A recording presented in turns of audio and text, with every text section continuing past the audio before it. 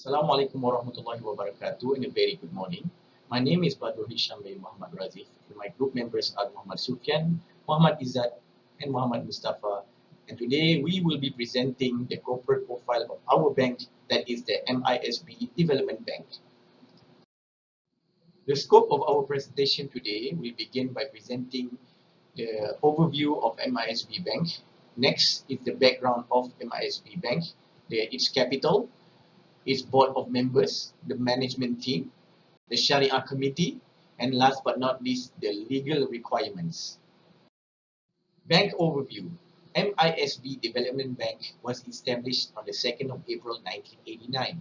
We are an institution that provides financial support and technical assistance to developing establishments for economic development through loans with low interest and grants.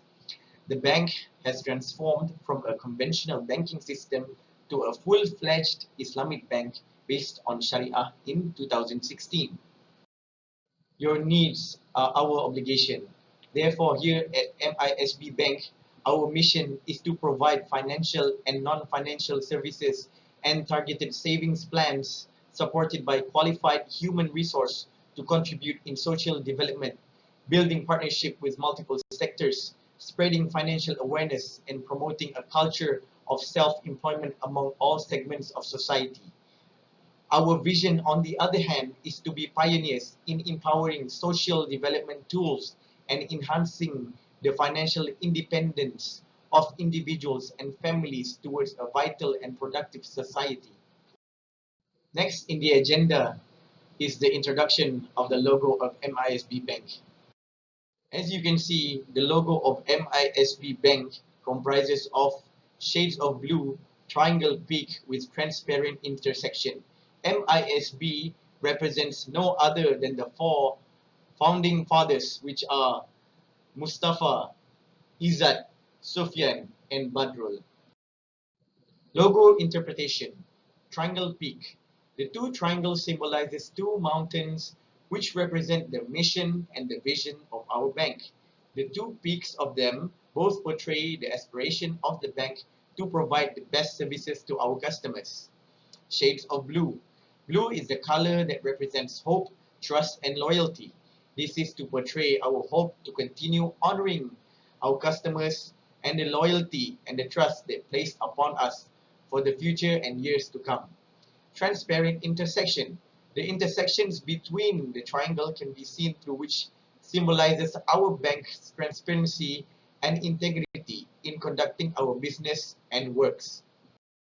The date of establishment of MISB Bank as a conventional bank was at the 2nd of April 1989, whilst the date of transformation of MISB Bank as a full-fledged Islamic bank was at the 2nd of January 2016.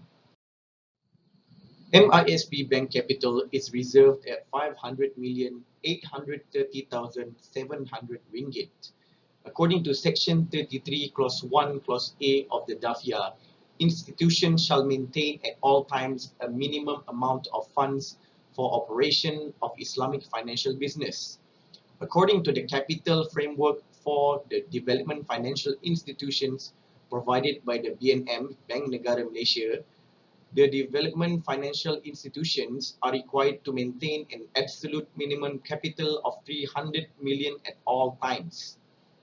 The development financial institutions are required to maintain an IBF with a minimum requirement of 20 million, which is part of the 300 million absolute minimum capital.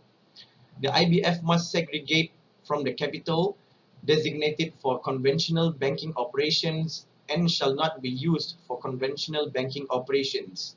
This is provided under Section 33C, Clause 2, Clause B of the DAFIA.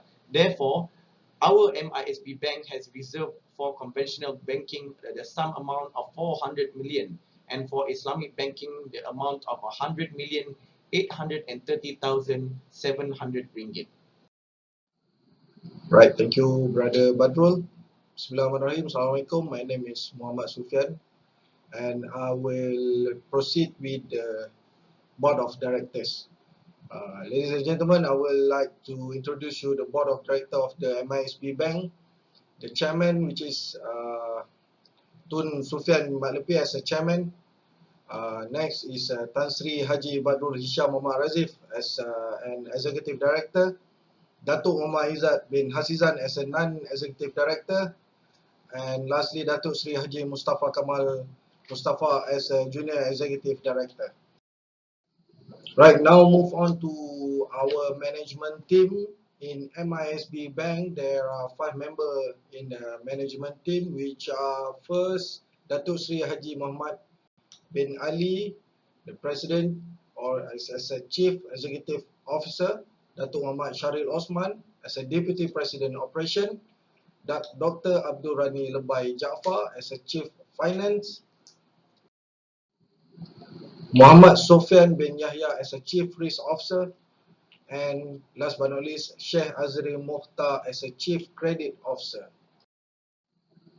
Since our bank had transformed from development bank to fully fledged Islamic bank, the Sharia Committee is one of the departments that need to establish.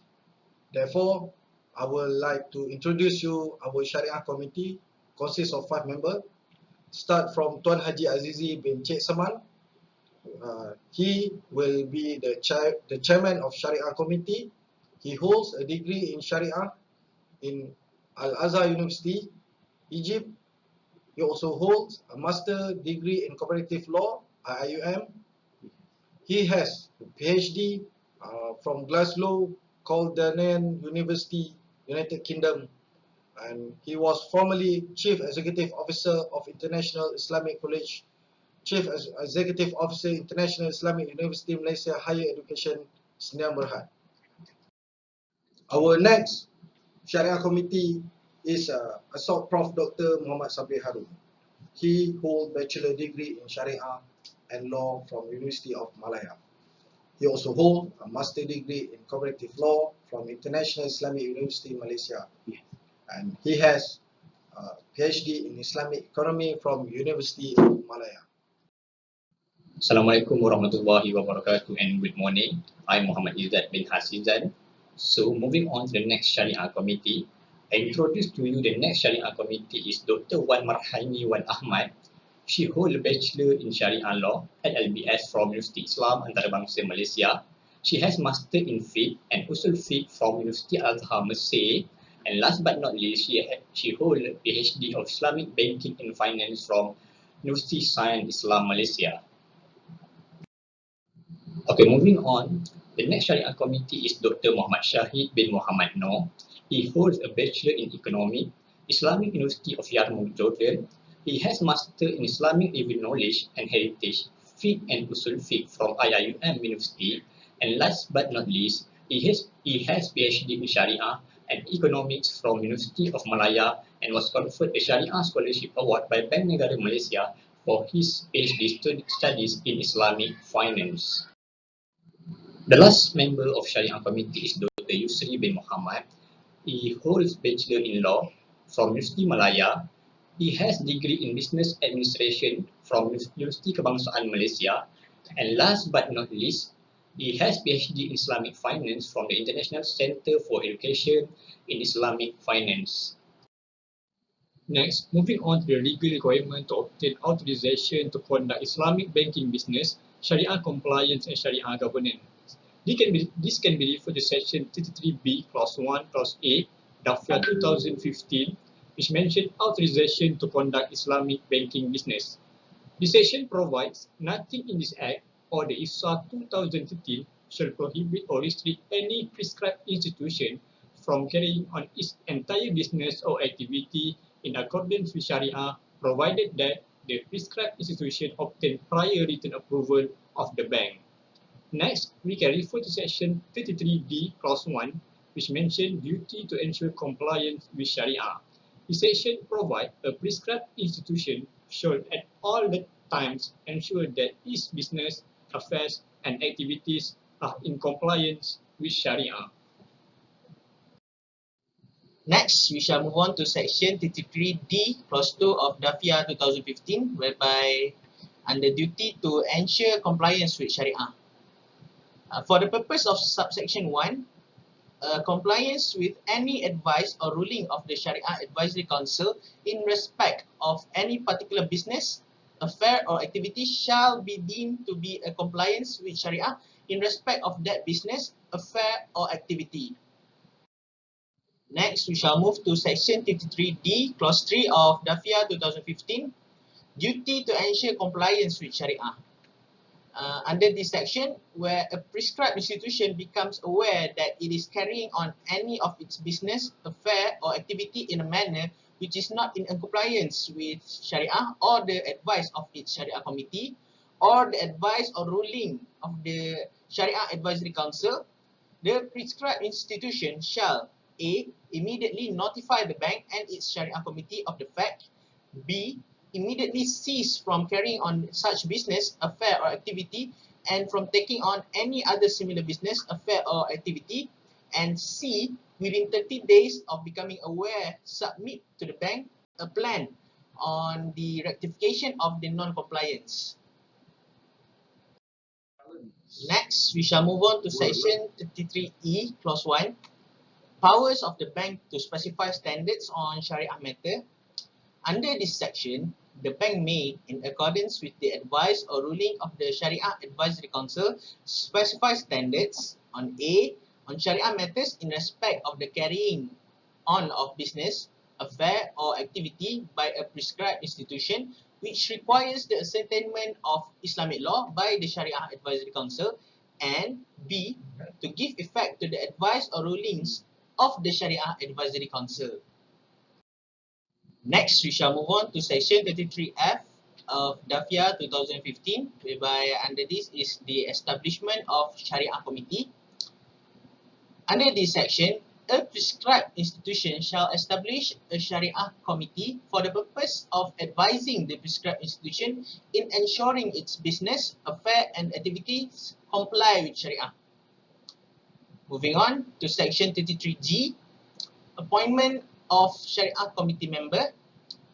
No person shall be appointed, reappointed or accept any appointment as a member of Sharia Committee unless such person meet the requirements as set out in any standards as may be specified by the bank under subparagraph 33E, clause 2A2 and has obtained the prior written approval of the bank. Moving on to section 33H, which is the functions and duties of Sharia Committee and its members. Under this section, a Sharia Committee shall have such functions and duties set out in any standards as may be specified by the bank under subparagraph 33E, clause 2A1. Next is section 33I, which is regarding the cessation as a member of Sharia Committee. Next to it is section 33J, which is notice of cessation as member of Sharia Committee. Then we have section 33K, which is on information to be provided to the Sharia Committee. Next, we have section 33L, which is regarding the qualified privilege and duty of confidentiality. After that, we have section 33M, which is on the appointment of person by prescribed institution to conduct audit on Sharia compliance. And lastly, we have section 33N, which is regarding the appointment of person by bank to conduct audit on Sharia compliance. Thank you for viewing MISB Bank Corporate Profile. To those who are in difficulty or require financial assistance to develop your business, feel free to give us a call or drop by and give a knock on our door. Shukran.